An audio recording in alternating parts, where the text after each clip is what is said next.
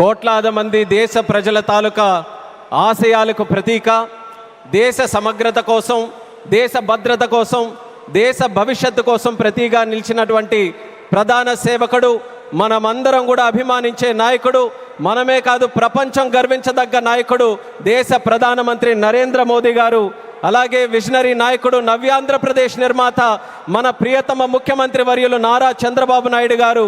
అలానే మన ఉప ముఖ్యమంత్రి వర్యులు, ఆయనకి పదవులతో పని లేదు, జనం కోసం నిత్యం జీవించేటటువంటి జనసేనాని పవన్ కళ్యాణ్ గారు, రాష్ట్ర గవర్నర్ గారు అబ్దుల్ నజీర్ గారు, అలాగే వేదికలు అలంకరించినటువంటి కేంద్ర మంత్రులు, అలాగే మన తెలుగు యువతకి ఒక ఆదర్శప్రాయమైనటువంటి నాయకత్వంతో ముందుకు నడిపిస్తున్నటువంటి సోదరులు నారా లోకేష్ అన్న గారికి, ఎంపీ కలిశెట్టి అప్పలనాయుడు గారికి, ఎమ్మెల్యే మాధవమ్మ గారికి, అలాగే ఇక్కడికి విచ్చేసినటువంటి ఎంతోమంది జనప్రతినిధులకి, ఇక్కడికి విచ్చేసినటువంటి నా ఉత్తరాంధ్ర సోదర సోదరిమల్ల అందరికీ కూడా నా హృదయపూర్వకమైనటువంటి నమస్కారాలు తెలియజేసుకుంటున్నాను.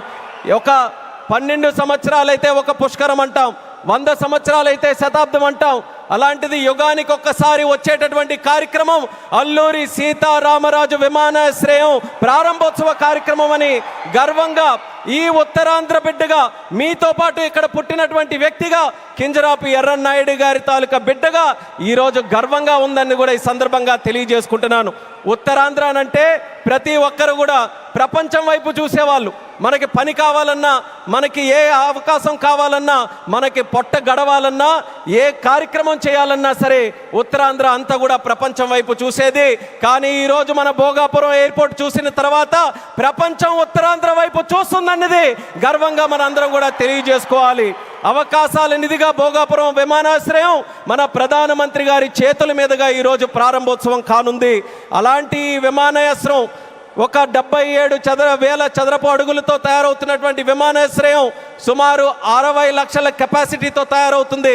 ఎంఆర్ఓ కానీ ఎంతోమంది యువకులకి ఉద్యోగాలు ఇచ్చే అవకాశం ఇక్కడ కలగబోతుంది.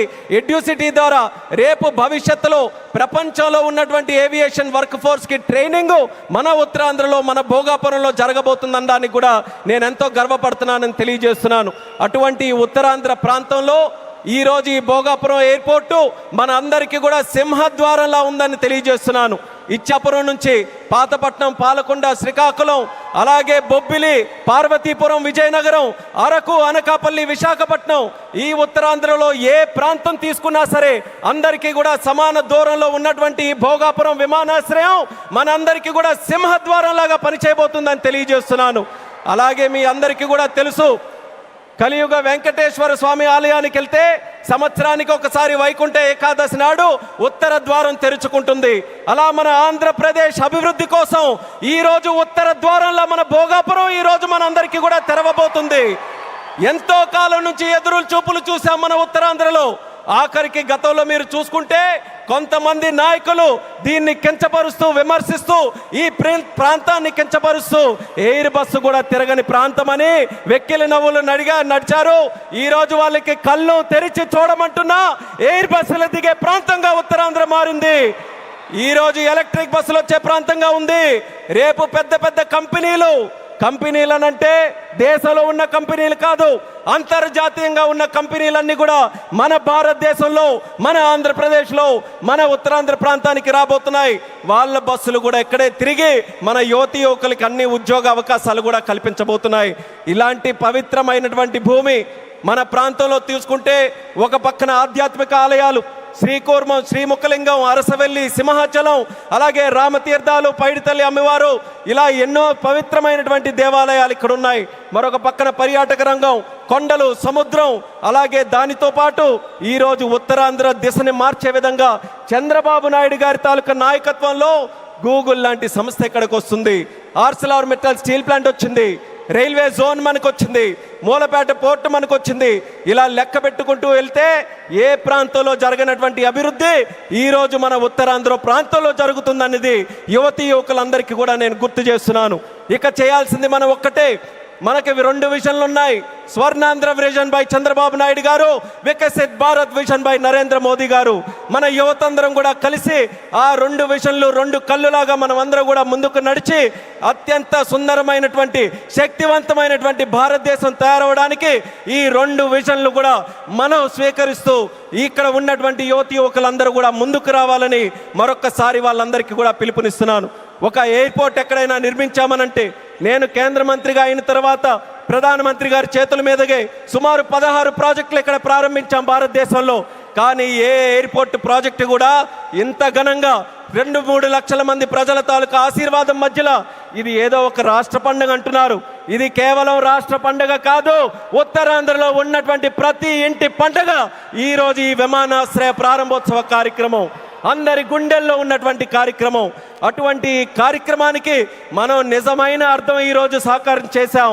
అర్థమనంటే భవ్యమైనటువంటి ఒక బిల్డింగ్ కట్టడమే కాదు, దానికి చరిత్ర గుర్తుండిపోయేలా మన్యం వీరుడు అల్లూరి సీతారామరాజు గారి పేరు పెట్టడం, ఇది ఒక చరిత్ర అనేది కూడా తెలియజేసుకుంటున్నాను.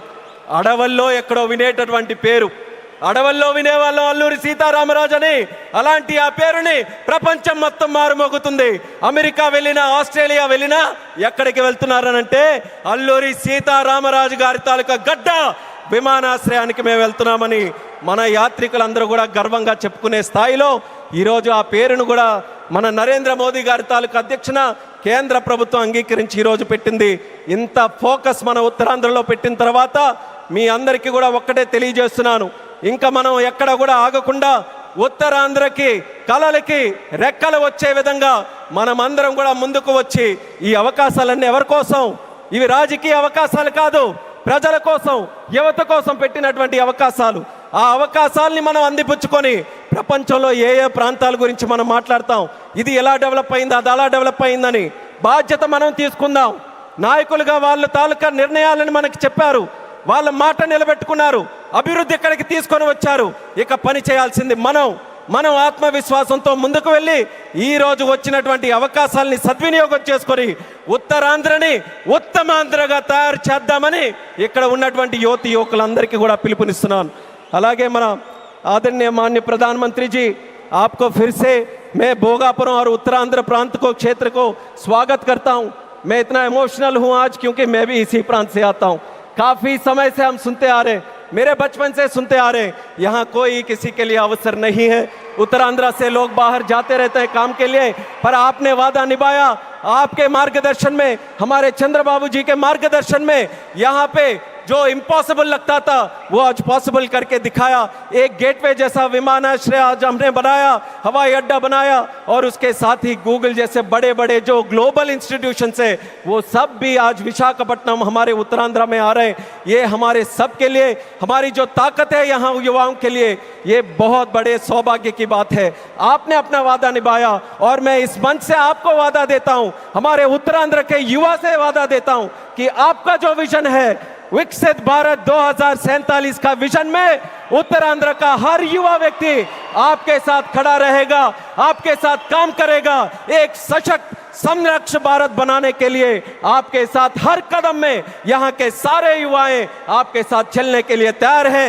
ये इस क्षेत्र का आपके साथ हमारा वादा है और ये वादा निभा कर रखेंगे। आपको, हमारे आदरणीय चंद्रबाबू नायडू जी को, मंच पर बैठे सभी को दिल से मैं स्वागत करता हूँ, ధన్యవాద్ भी करता हूँ। और आपके यहाँ వచ్చినటువంటి ప్రజలందరికీ కూడా మరొక్కసారి నా హృదయపూర్వకమైనటువంటి ధన్యవాదాలు తెలియజేసుకుంటూ ఇది ఒకే ఒక్క మాట చెప్పి నేను ముగిస్తాను. భోగాపురం ఎయిర్పోర్ట్ ఈరోజు మనందరికీ కూడా చాలా గర్వంగా ఉంది, కానీ చరిత్రలో ఎప్పుడు కూడా నిలిచిపోయి ఉండాలి, గుర్తు కూడా పెట్టుకోవాలి. ఈ భోగాపురం విత్తనం వేసింది ఒకే ఒక్క నాయకుడు, నారా చంద్రబాబు నాయుడు గారని మళ్ళీ మళ్ళీ గుర్తు చేస్తున్నాను. 2014లో విభజించిన ఆంధ్రప్రదేశ్కి ఆయన ముఖ్యమంత్రి అయితే ఆయన ఈ ఉత్తరాంధ్ర ప్రాంతానికి గ్రోత్ ఇంజన్గా తయారు చేయాలనంటే ఇక్కడ విమానాశ్రయం పెట్టాలని మొట్టమొదటిగా ఆయన ఇచ్చేస్తే ఆ రోజు ఉత్తరాంధ్ర బిడ్డగా కేంద్ర మంత్రిగా అశోక్ గజపతిరాజు గారు ఉన్నారు, ప్రధానమంత్రిగా నరేంద్ర మోదీ గారే ఉన్నారు. ఆ రోజు ప్రారంభించాం.